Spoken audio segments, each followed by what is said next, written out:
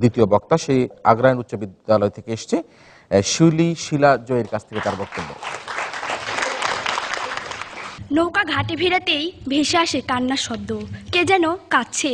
নৌকার পাটাতনে দাঁড়ানো মেয়েটির দিকে তাকালাম, বেনি করা চুল লাল আর সবুজ ফিতায় বাঁধা। দূর থেকে বেনির শেষ প্রান্তটা পতাকার মতো মনে হয়। ঠোঁটে লিপস্টিক নেই, নাকের উপর মস্ত বড় নাকফুলটাকে মনে হয় আগ্নেয়গিরির জ্বালা মুখ। মেয়েটির কাজল ধোয়া চোখের পানি কপল গড়িয়ে ঝরে পড়ে।